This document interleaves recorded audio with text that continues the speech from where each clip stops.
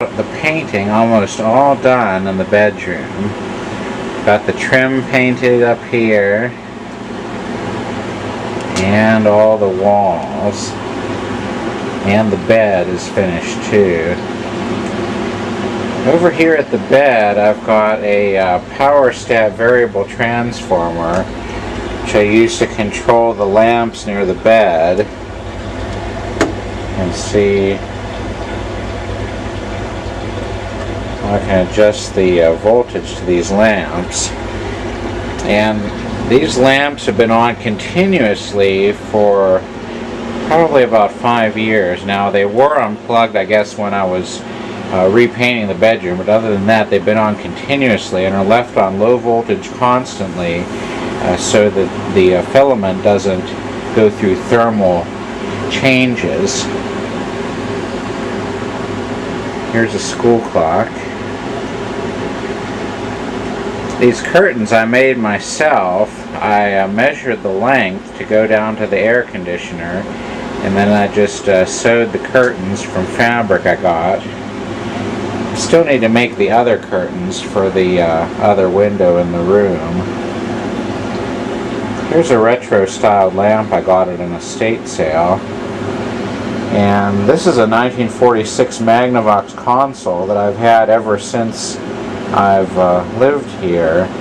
It has those mica capacitor, or those paper capacitors that look like mica, and at first I couldn't figure out why it had such bad performance when mica caps aren't supposed to go bad, but it turns out they weren't mica at all but paper, so I'm going to have to do a recap on this.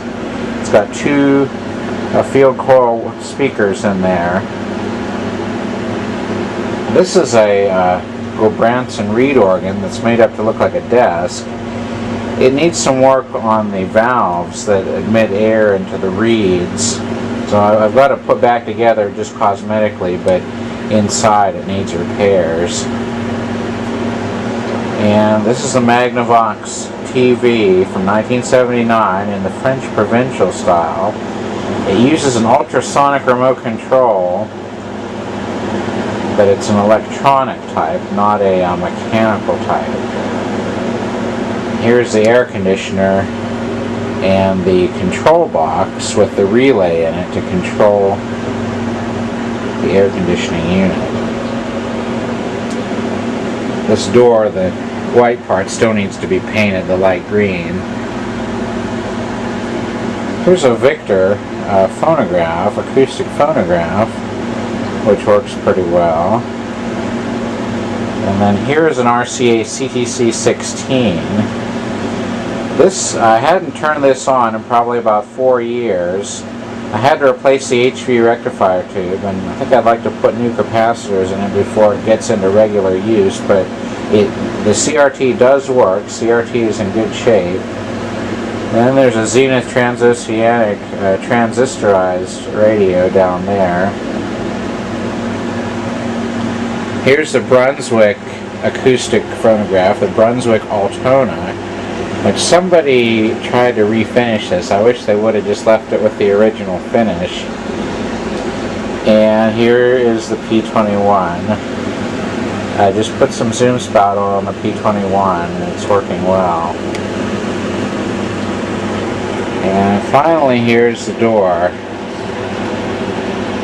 painted in different colors.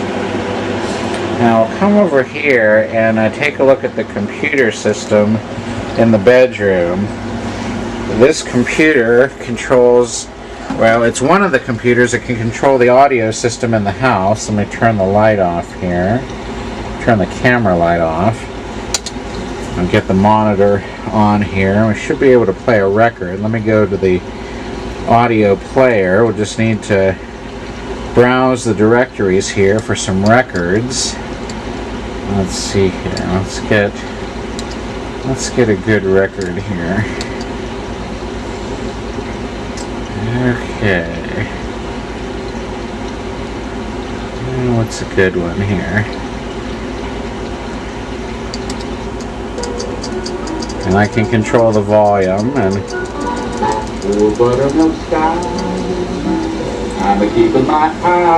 I'm gonna probably upgrade to some more speakers in here, but this is one of the public address 70 volt speakers that are in here, or that are in the house, and of course the audio system's in the other room, which you can see in another video.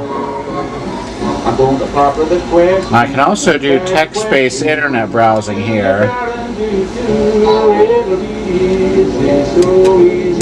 Let's see here.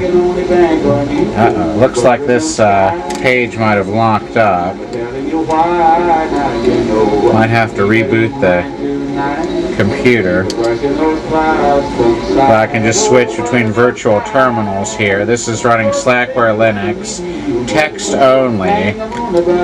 I don't have this computer set up for graphics. And back here's the Motorola radio.